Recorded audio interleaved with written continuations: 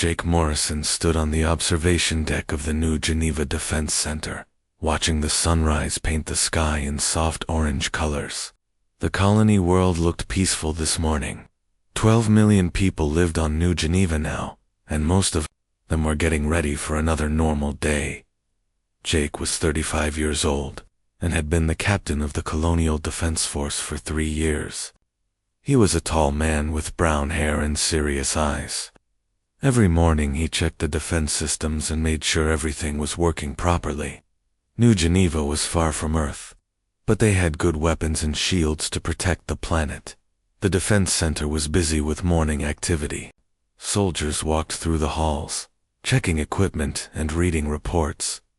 Jake liked these quiet mornings. They made him feel like the colony was safe and growing strong. Dr. Lisa Carter was already at work in the medical research center across the city. She was 28 years old, with blonde hair and kind eyes. Lisa had come to New Geneva 2 years ago to study new medicines. She loved helping people and making their lives better. This morning, she was working on a cure for a disease that affected some of the colonists. Lisa looked out her lab window at the busy streets below. Children walked to school while their parents went to work. The city had parks and shops and everything people needed for a good life. She smiled as she watched a group of kids playing in the street at exactly 9 o'clock in the morning. Everything changed. Jake was drinking coffee and reading daily reports when Lieutenant Amy Roberts ran into his office. Amy was 26 years old with red hair and was very good with computers and communication systems. She looked scared. "Captain Morrison, you need to see this right now," Amy said. Her voice was shaking. Jake followed Amy to the main control room. On the big screen, he saw something that made his blood turn cold. Huge black ships were appearing in space above New Geneva. The ships were bigger than anything Jake had ever seen. They looked like giant metal mountains floating in the darkness. "How many ships?" Jake asked. 15 so far, sir. More are coming," Amy replied. "They just appeared out of nowhere. Our sensors didn't detect them until they were already here." Jake stared at the screen. Each alien ship was at least 10 times bigger than the largest human ship he had ever seen. They were black and covered with strange symbols that glowed with red light. The ships looked like they were built for war. "Try to contact them," Jake ordered. "Maybe they want to talk." Amy worked at her computer for several minutes. Finally, she shook her head. "They're not answering, sir. They're blocking all our communication signals." Suddenly, bright lights began flashing from the alien ships. Jake watched in horror as beams of energy shot down from space toward the planet. The first beam hit the capital city's main shield generator. The shield flickered for a moment, then disappeared completely. "Shields are down," someone shouted from across the room. More energy beams rained down from the alien ships. They hit buildings, roads, and power stations. Wherever the beams touched, everything melted or exploded. Jake could see fires starting all across the city through the control room windows. "Sound the emergency alarm," Jake commanded. "Get all defense forces ready for battle. Contact every military base on the planet." The alarm began blaring throughout the city. People ran in panic as buildings collapsed around them. The alien attack was fast and terrible. Their weapons cut through everything like hot knives through butter. Lisa felt the building shake as the first energy beam hit nearby. She looked out her window and saw a huge explosion 3 blocks away. People were screaming and running in all directions. She grabbed her medical bag and ran toward the explosion to help the injured. The street was full of smoke and debris. Lisa found a man with burns on his arms and a woman who couldn't walk because of a broken leg. She began treating their wounds while more explosions happened around the city. "What's happening?" the injured woman asked. "I don't know," Lisa said as she bandaged the woman's leg. "But we need to get you somewhere safe." Jake tried to organize the defense of New Geneva, but it was hopeless from the beginning. The human weapons barely scratched the alien ships. When human fighter planes attacked, the aliens destroyed them with ease. The colony's strongest missiles exploded harmlessly against the alien hulls. Pete Williams, the chief engineer, called Jake on the radio. Pete was 40 years old and knew more about technology than anyone else on New Geneva. His voice sounded desperate. "Captain, their ships are impossible," Pete reported. "Our best weapons do nothing to them. It's like they're made of something we've never seen before." "Keep trying," Jake replied. There has to be a way to hurt them. But as the hours passed, it became clear that humanity was completely outmatched. The aliens had technology that was hundreds of years ahead of anything humans had built.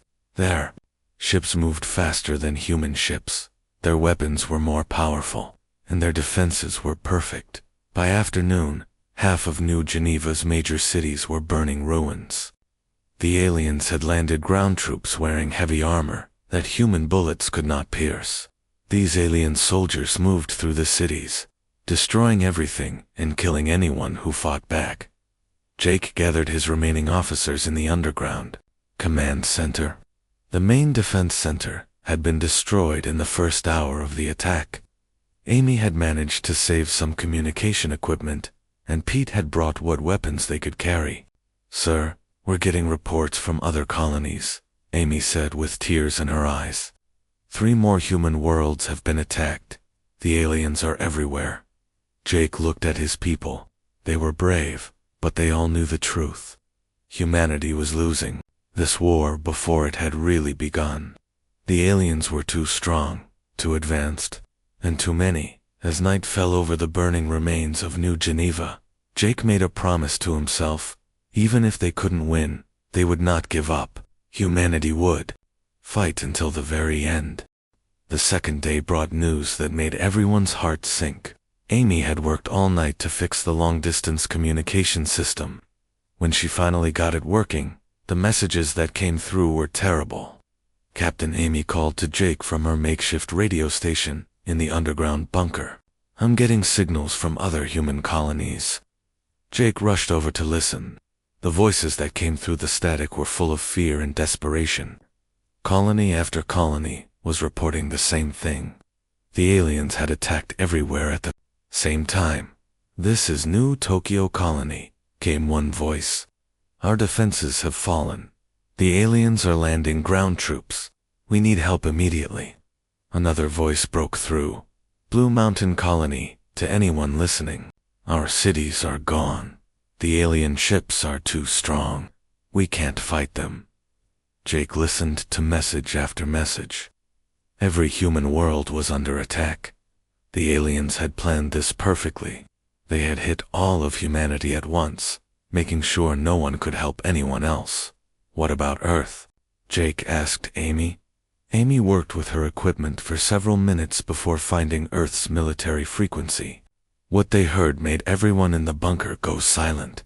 "This is Earth Defense Command," came a tired voice. "All colonial defense forces. We cannot send help. Earth is under siege. Repeat, Earth cannot send reinforcements." Jake felt like someone had punched him in the stomach. Earth was humanity's strongest world, with the biggest fleet and the best weapons. If Earth couldn't help, then no help was coming. Lisa had spent the night moving from one hiding place to another, treating wounded people wherever she found them. The aliens were hunting humans through the ruins of the cities. Their soldiers wore armor that covered them completely and carried weapons that could melt through steel walls. She had seen what the alien weapons did to people. The energy beams didn't just kill, they turned human bodies into ash in seconds. Lisa had to hide behind broken walls and in burned buildings while treating the injured. "Doctor, help me," called a young voice. Lisa turned and saw a boy, maybe 10 years old, carrying his little sister. The girl had been hurt by falling debris when their building collapsed. Lisa quickly checked the girl's injuries. "She'll be okay," Lisa told the boy. "But we need to keep moving. The aliens are searching this area." The boy nodded. He looked much older than 10 now. All the children looked older after seeing their world destroyed. Pete was trying to figure out the alien technology. He had found pieces of destroyed alien equipment and was studying them in a hidden workshop. What he discovered made him feel sick. "Jake, you need to see this," Pete said when the captain came to check on his work. Pete showed Jake a small piece of alien metal. "This material is impossible," Pete explained. "It's stronger than anything we have, but it's also lighter. Their computers are thousands of times faster than ours. Their power sources create more energy than our biggest nuclear plants." Jake picked up the piece of metal. It felt warm and seemed to glow with its own light. "How long would it take us to build something like this?" "Maybe 200 years, Pete said, "if we're lucky." "Jake, we're fighting people who are like gods. Compared to us, our weapons are like throwing stones at a tank." The alien commander had a name that humans couldn't pronounce, so the survivors called him War Chief Dexlin. On the second day, he made an announcement that was broadcast to every human device that still worked. "Humans of this world," the alien voice said. It sounded like rocks grinding together. "You have fought bravely, but uselessly. Your weapons cannot harm us. Your defenses cannot stop us. We give you one chance to surrender." The message continued. "You have 24 hours to lay down your weapons and come to the landing zones we have marked. Any human found with weapons after this time will be killed immediately. Surrender now, and some of you will be allowed to live as servants." Jake listened to the message with growing anger. The aliens thought humans would just give up and become slaves. They didn't understand that humans would rather die fighting than live on their knees. "What do we do, sir?" asked Lieutenant Bob Taylor, a young officer who had been with Jake since the beginning. "We fight," Jake said simply. "We make them pay for every step they take on our world." But fighting was becoming almost impossible. The aliens had begun using new weapons that poisoned the air itself. Giant machines had landed in the major cities and were pumping strange gases into the atmosphere.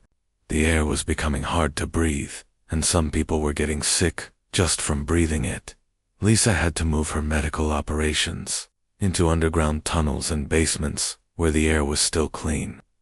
She was treating people for strange new diseases caused by the alien gases.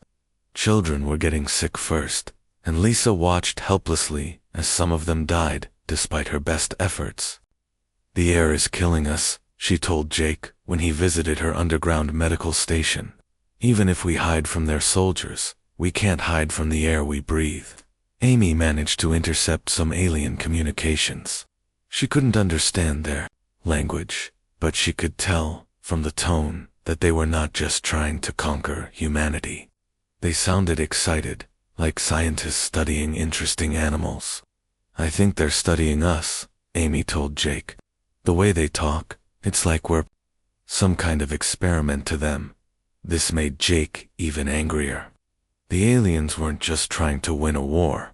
They were treating humans like bugs under a microscope. As the second day ended, Jake counted his remaining fighters. He had started with 5,000 soldiers and defense personnel. Now he had less than 300 people who could still fight. The rest were dead, captured, or too sick from the poisoned air to hold weapons. The alien ships still floated overhead like dark clouds. More ships arrived every few hours, bringing fresh troops and new weapons. The aliens were taking their time, now, hunting down the last human resistance fighters like it was a game. Jake gathered his remaining people in the deepest underground tunnel they could find. The air was still breathable here, but barely. Everyone looked tired and scared. "I won't lie to you," Jake told them. "We're losing this war. We always were, but that doesn't mean we stop fighting. Every alien we slow down, every minute we make them waste, that's a victory. Maybe somewhere, other humans are fighting too. Maybe someone will find a way to stop them." Lisa looked around at the faces in the tunnel. There were soldiers, engineers, doctors, teachers, and ordinary people who had never expected to become fighters.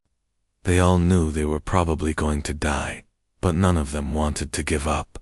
"We'll keep fighting," said Pete. Even if it's hopeless, we'll keep fighting. Amy nodded. My radio still works. If any humans anywhere are listening, they'll know we didn't surrender. Jake felt proud of these people, even as his heart broke for them. Humanity might be losing, but they were losing with honor. Outside, the alien ships continued their slow destruction of everything humans had built on New Geneva. The third day was the worst day in the history of New Geneva. Jake woke up in the underground tunnel to the sound of Amy coughing. The poisoned air was getting stronger, even in their deep hiding place. Soon, there would be nowhere left to breathe. Clean air on the entire planet. How many people do we have left? Jake asked Pete, who was keeping track of their numbers. Maybe 200 who can still fight, Pete replied. But half of them are sick from the air. We lost another 50 people during the night. Jake nodded sadly. Every day, their group got smaller. The aliens didn't even have to hunt them anymore. The poisoned air was doing their work for them. Lisa was treating people in a corner of the tunnel that they had turned into a medical area. She was running out of medicine and supplies. Worse, she was running out of hope.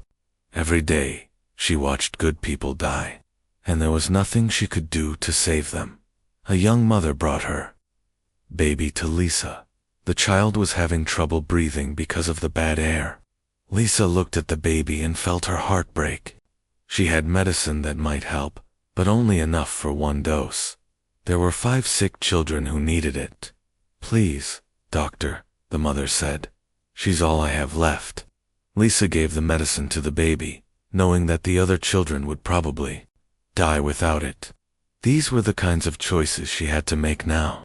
Every day, she had to decide who lived and who died. Amy was still trying to contact other human colonies, but the news kept getting worse. One by one, the colonies stopped answering her calls. Either their communication systems were destroyed, or there was nobody left alive to answer. Captain Amy said with tears in her eyes, "I think we might be the last humans left in this part of the galaxy." The thought was too terrible to believe. Billions of humans had lived on dozens of worlds. Now, maybe only a few hundred were left alive on New Geneva, hiding in underground tunnels like rats. Pete had given up trying to fight the aliens with weapons. Instead, he was working on a desperate plan to destroy the machines that were poisoning the air. If he could stop those machines, maybe the remaining humans could live a little longer. "I need 5 volunteers," Pete told Jake. "This mission is suicide. We won't come back." Jake looked at Pete's plan. It involved sneaking to the alien machines and setting off explosives right next to them. The aliens would kill anyone they caught, but the explosions might damage the poison machines. "I'll go," said Lieutenant Bob Taylor immediately. "Me too," said Sergeant Kate Moore, a tough woman who had been fighting aliens for 3 days without rest. 3 more volunteers stepped forward. They all knew they were going to die, but they wanted their deaths to mean something. Jake watched Pete's team leave through a hidden tunnel exit. He knew he would never see them again. An hour later, they heard explosions in the distance. The poison machine stopped working for a few minutes, then started again. Pete's mission had slowed them down, but not stopped them. None of Pete's team came back. War Chief Dexlon was getting impatient. He had expected the humans to surrender after their cities were destroyed. Instead, these strange creatures kept fighting even when they had no chance of winning. It was annoying and wasteful. The war chief decided to end the human resistance once and for all. He ordered his ships to begin the final attack. Giant energy cannons on the alien ships started firing at the planet's surface. These weapons were designed to crack the planet's crust and turn the entire world into melted rock. The first shots hit the northern continent. The ground shook so hard that people in the underground tunnels were thrown against the walls. Cracks appeared in the tunnel ceilings, and dirt fell like rain. "The whole planet is shaking," Amy said, as she tried to keep her communication equipment working. Jake felt the tunnel shake again, as another massive energy blast hit the planet. Through cracks in the tunnel walls, he could see a red glow that meant the ground above them was melting. How long before they cracked the planet? Jake asked Amy. Amy checked her instruments. At this rate, maybe 6 hours. The planet's crust can't take much more of this. 6 hours. That was how long humanity had left. Lisa was trying to keep people calm, but everyone could feel the planet dying around them. The children were crying, and the adults looked like they had given up all hope. "Doctor," said an old man named Fred Walsh, "are we all going to die?" Lisa wanted to lie and tell him that help was coming, but she couldn't. "I think so, Fred." "I'm sorry," the old man nodded. "At least we tried. At least we didn't give up." Jake gathered everyone in the main tunnel. The ground was shaking almost constantly now. Pieces of rock fell from the ceiling with each new blast from above.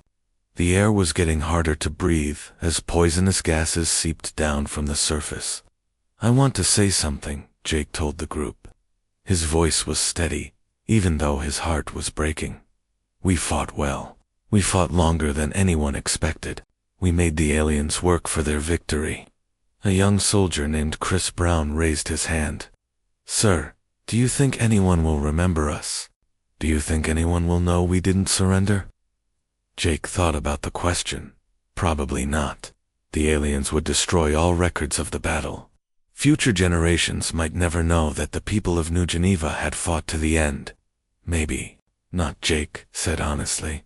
"But we'll know, and that's enough."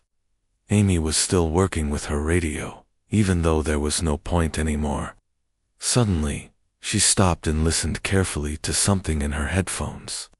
"Captain," she said quietly, "I'm picking up something strange." "What is it?" Jake asked. "I don't know. It's not coming from the planet. It's coming from space. But it's not the aliens." Amy adjusted her equipment.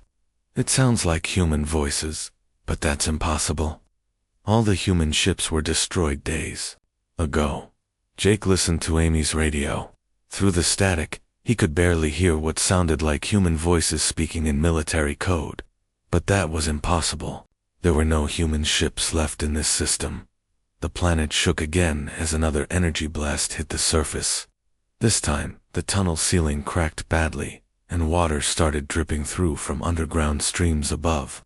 "We need to move deeper," Jake said. "This tunnel won't last much longer." As they gathered their few remaining supplies, Amy kept listening to the strange radio signals. She was sure she was hearing human voices, but she couldn't understand what they were saying. Lisa helped carry the sick and wounded deeper into the tunnel system. Some people were too weak to walk, and others were too sick from the poisoned air to move without help. The baby she had given medicine to earlier was breathing better, but the mother looked terrible. The woman had been breathing bad air for 3 days, and her lungs were failing. "Take care of my baby," the mother whispered to Lisa. "Promise me. You're going to be fine." Lisa lied. "We're all going to be fine." But as they moved deeper underground, Jake knew that nothing would be fine ever again. The planet was dying, the air was poison, and in a few hours, the aliens would crack New Geneva's crust and turn it into a ball of melted rock. Humanity's last stand was almost over. Above them, the alien ships continued their bombardment, completely unaware that something else was moving through space toward New Geneva, something that had been hunting them for months. Amy was still listening to the strange radio signals when something impossible happened. The voice became clear and strong, speaking perfect English with a calm military tone. "New Geneva survivors, this is Admiral Ben Parker, aboard the USS Vengeance. You are ordered to take immediate shelter in the deepest available positions. We are beginning our attack run." Amy dropped her headphones and stared at Jake. "Captain, did you hear that?" Jake grabbed the headphones and listened. The voice was real. It was human, and it was coming from somewhere above them. "This is Captain Jake Morrison of New Geneva Defense Force." Jake spoke into the radio. "Who are you? How did you get past the alien fleet?" The response came immediately. "Captain Morrison. We are the Terran Deep Strike Fleet. We've been hunting these alien bastards for 3 months. Get your people into the deepest shelter you can find. We're about to give these invaders a taste of human payback." Jake couldn't believe what he was hearing. A human fleet. But Earth had said they couldn't send help. All the colonies had fallen. Where had this fleet come from? "Admiral, how many ships do you have?" Jake asked. "Enough," came the simple reply. "Take cover now, Captain. Things are about to get very loud." Jake shouted to everyone in the tunnel. Move deeper. Everyone get as far underground as possible." People grabbed what they could carry and rushed toward the deeper tunnels. Lisa helped carry the sick children while Amy gathered her radio equipment. Nobody knew what was happening, but Jake's voice carried hope for the first time in days. They had just reached the deepest part of the tunnel system when something amazing happened. The constant shaking from alien bombardment suddenly stopped. The silence was so complete that it felt strange. "Why did they stop shooting?" asked Chris Brown. Amy had her radio working again. She tuned it to the alien communication frequencies that she had been monitoring. What came through made everyone's eyes go wide. The alien voices sounded panicked. They were shouting in their strange language, but anyone could tell they were scared and confused. "Something's attacking them," Amy said, with wonder in her voice. "The aliens are under attack." Jake took the radio and tried to contact Admiral Parker again. "Admiral, what's happening up there?" "We're teaching these aliens that humans don't die easily," Admiral Parker replied. "Their shields are designed to stop the kind of weapons they've seen before. They've never seen weapons like ours." Through the rock walls of the deep tunnel, they could hear explosions high above. But these weren't the same sounds as alien bombardment. These explosions were different, bigger, and they were happening in space. Amy managed to tune her radio to pick up alien distress signals. Even though she couldn't understand their language, she could hear the fear in their voices. "Captain," Amy said with excitement, "I think the aliens are losing." Admiral Ben Parker stood on the bridge of his ship, watching the alien fleet fall apart in front of him. The USS Vengeance was unlike any ship that had ever been built. It was part of Earth's most secret project, designed specifically to hunt alien invaders. "Target the next cruiser," Admiral Parker ordered his weapons officer.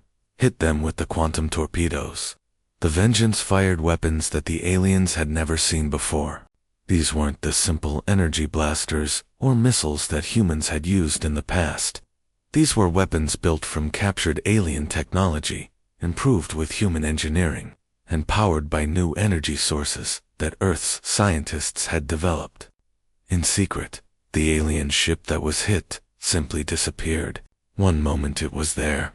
The next moment there was only empty space and floating debris. War Chief Thexlon stood on his command ship, staring at his display screens in disbelief.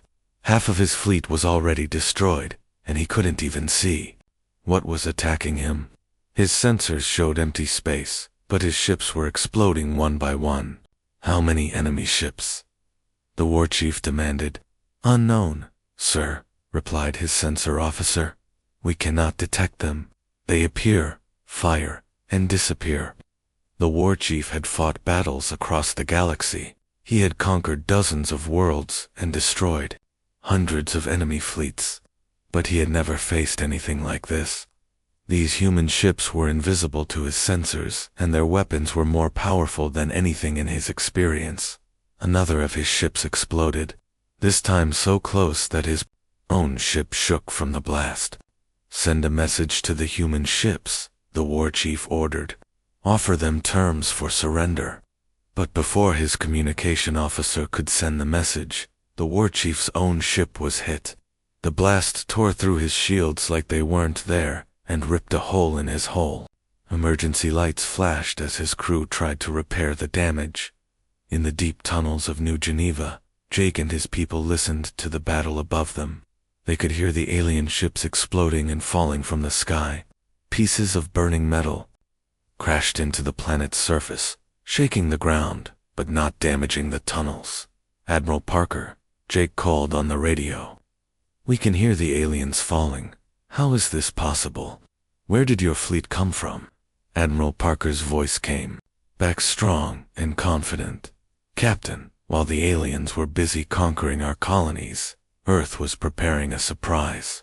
We've been building ships they can't see and weapons they can't stop. Every colony they destroyed gave us more information about their technology. We learned from every defeat. Lisa was treating a wounded soldier when she heard explosions getting closer. But these weren't alien weapons hitting the planet. These were alien ships crashing into the surface after being destroyed. Doctor, said the wounded soldier, are we winning? Lisa looked toward the tunnel entrance, where a faint glow was coming through. But it wasn't the red glow of melting rock anymore. It was the normal light of day. I think we might be, Lisa said with wonder. Amy was monitoring all radio frequencies now. The alien communications were getting weaker and more desperate. At the same time, she was picking up more human voices. Admiral Parker's fleet wasn't just one ship, it was dozens of ships working together. Captain Morrison, Admiral Parker's voice came through the radio again. We're deploying atmospheric processors to clean the air. We also have medical teams and supplies ready to land. The cavalry has arrived. Jake felt something he hadn't felt in 3 days. Hope. Real, honest hope that they might actually survive. Admiral, how did you know to come here? Jake asked. We've been tracking the alien fleet movements for months, Admiral Parker explained. We knew they would hit the outer colonies first. We've been following them from system to system, arriving just as they thought they had won.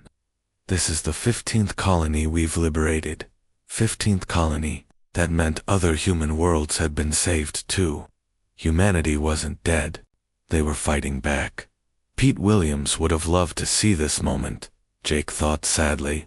The engineer had died, believing that human technology couldn't match the aliens.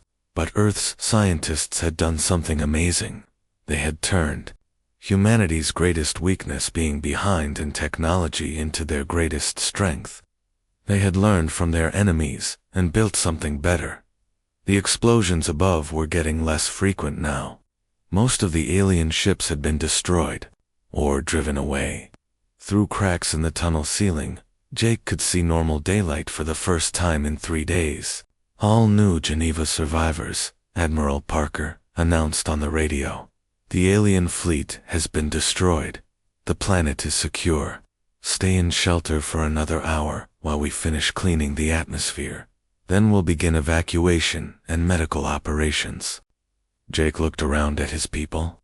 They had survived the impossible. They had held out long enough for help to arrive. The children were smiling for the first time since the invasion began. But Jake knew this was just the beginning. If Admiral Parker's fleet was hunting aliens across the galaxy, that meant humanity was finally fighting back. The war wasn't over. It was just starting. And this time, humanity was going to win. 2 hours later, Jake Morrison stood on the surface of New Geneva for the first time in 3 days.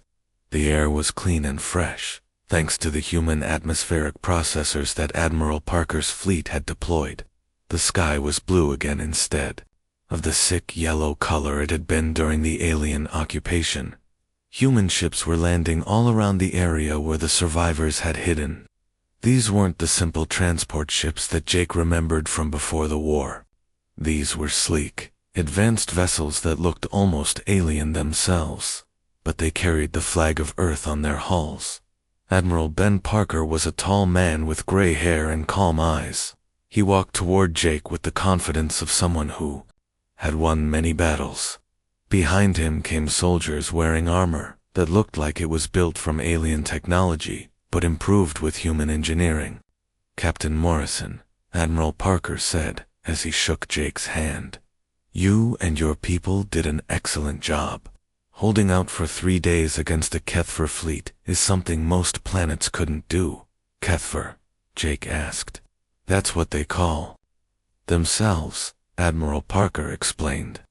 We've learned quite a bit about them over the past few months. They're part of an empire that has been conquering worlds for thousands of years. They thought humanity would be just another easy conquest. Lisa was working with the human medical teams that had landed with the fleet. The new medical equipment was amazing. It could heal injuries and cure diseases that would have taken weeks to treat with old human technology. How is this possible? Lisa asked Dr. Sarah Kim, the fleet's chief medical officer. This equipment is decades ahead of anything we had before. Dr. Kim smiled. When the aliens started attacking our colonies, Earth's governments did something that had never been done before. Every country, every company, every scientist and engineer on the planet started working together. We took apart every piece of alien technology we could find and figured out how to make it better. Amy was fascinated by the communication systems on the human ships. They were so advanced that she could talk instantly with people on Earth, even though Earth was hundreds of light years away. How did you develop all this so quickly? Amy asked Chief Communications Officer Dan Lee. Fear is a powerful motivator, Don replied. When we realized that aliens were systematically destroying human colonies, every human being on Earth understood that we had to evolve or die. Scientists who had been competing with each other started sharing everything they knew. Military forces that had been separate started working as one. The entire human race became a single team. Jake learned more about the human counterattack as he talked with Admiral Parker. The Terran Deep Strike Fleet wasn't just one group of ships. It was dozens of fleets spread across the galaxy, each one hunting different alien forces. The aliens made one big mistake, Admiral Parker explained. They thought that destroying our outer colonies would weaken us.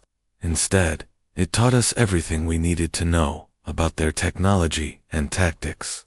Every battle they won gave us more information. By the time they attacked Earth, we were ready for them. What happened at Earth? Jake asked. Admiral Parker's eyes got hard. The aliens brought their biggest fleet to attack our home world. They expected to find a planet full of scared, defenseless humans. Instead, they found the most powerful defense force that had ever been built. We destroyed their entire invasion fleet in 6 hours. The Admiral continued, but we didn't stop there. We captured their war chief and made him tell us where every other alien fleet was located. Then we started hunting them down, one fleet at a time. We've been following them across the galaxy, liberating every world they conquered. Jake felt a mix of pride and sadness. Pride that humanity had fought back so successfully, but sadness for all the people who had died before help could arrive. War Chief Vexlone was now a prisoner on Admiral Parker's ship. The proud alien commander, who had thought humans were primitive insects, was learning what humanity was really capable of. Your technology is impossible, Vexlone said, when Admiral Parker visited his cell. How did a primitive species develop weapons that surpass our own? Admiral Parker looked at the alien through the force field that kept him prisoner. You want to know our secret? It's not our technology. It's something your people will never understand. What? Vexlone demanded. We learn from our mistakes, Admiral Parker said simply. Every time you defeated us, we studied how you did it and figured out how to do it better. Every colony you destroyed taught us something new. Your strength became our strength, but we made it better. The alien war chief stared at Admiral Parker in confusion. In the Kethvar Empire, the strong conquered the weak, and that was the end of it. The idea that defeat could lead to greater strength was completely foreign to him. There's something else you need to understand, Admiral Parker continued. You didn't just attack our colonies. You attacked our families, our children, our friends. You made this personal. And when humans fight for their families, we don't just fight to win. We fight to make sure you can never threaten anyone we care about, ever again. Jake was reunited with the survivors from other parts of New Geneva. Many people had died during the 3-day battle, but thousands had survived by hiding in underground shelters and remote areas. The human rescue teams were finding survivors all across the planet. Lisa was amazed by how quickly the human forces were rebuilding. Within hours of the battle ending, engineering teams were repairing power stations and water treatment plants. The alien atmospheric processors were being converted to help heal the planet's environment. How long will it take to rebuild? Lisa asked Jake as they watched human construction teams working. Admiral Parker says 3 months for basic infrastructure, Jake replied. But New Geneva will be better than it was before. We're using alien technology now, improved with human engineering. Our cities will be stronger, and our defenses will be unbreachable. Amy had been put in charge of communications for the entire planet. Her first job was to contact other human colonies and spread the word that the Liberation Fleet was coming. Many colonies didn't believe her at first. The idea that humans had defeated the Kethfer seemed impossible. "This is New Geneva calling New Harmony Colony," Amy broadcast. "We have been liberated by the Terran Deep Strike Fleet. Admiral Parker's forces are moving to your system next. Hold on just a little longer."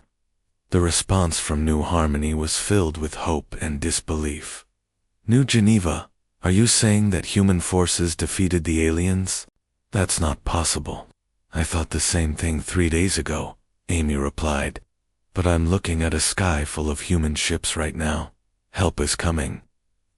As Jake stood watching the reconstruction of his world, Admiral Parker approached him with an offer. "Captain Morrison, I want you and your people to join the Deep Strike Fleet. You've proven that you can fight impossible odds and never give up. We need leaders like you for the next phase of this war." "What's the next phase?" Jake asked. Admiral Parker pointed toward the stars. "We're going to hunt down every Kethfer fleet in the galaxy. We're going to liberate every world they've conquered. And then we're going to make sure they never threaten anyone again." Jake thought about Pete Williams and all the other brave people who had died defending New Geneva. They had died believing that humanity was doomed, but their sacrifice had given the human race time to become something stronger. "I'll join your fleet," Jake said, "but I want to bring my people with me. We've learned how to fight these aliens, and we want to help free other worlds." Admiral Parker smiled. "I was hoping you'd say that. We can always use people who know how to win against impossible odds." Lisa decided to join the fleet too, working as a medical officer. She wanted to help heal the people they rescued from other conquered worlds. Amy became a communications specialist, helping coordinate the liberation of planet after planet as the human fleet prepared to leave New Geneva. Jake took one last look at his homeworld. It had been nearly destroyed, but it was going to be rebuilt better than ever. The people who had survived were stronger and more united than they had ever been before. "Admiral," Jake asked as they boarded the ships, "how long do you think this war will take?" Admiral Parker looked out at the stars where alien fleets were still attacking human colonies. "As long as it takes, Captain." The aliens wanted to wipe out humanity. Instead, they created something they never expected. A human race that refuses to be conquered and has the technology to back up that refusal. The fleet jumped to hyperspace, heading toward the next system where humans needed to be rescued. Behind them, New Geneva began the process of rebuilding, knowing that they would never be helpless again. Across the galaxy, other Kethfer fleets were about to learn the same lesson that Warchief Dexlon had learned above New Geneva. Humanity didn't just survive when pushed to the edge of extinction. They evolved, they adapted, and they came back stronger than ever. The aliens had wanted to destroy humanity quickly and easily. Instead, they had awakened something that would hunt them across the stars, until every conquered world was free and every human life was avenged. The age of human weakness was over. The age of human dominance among the stars had begun.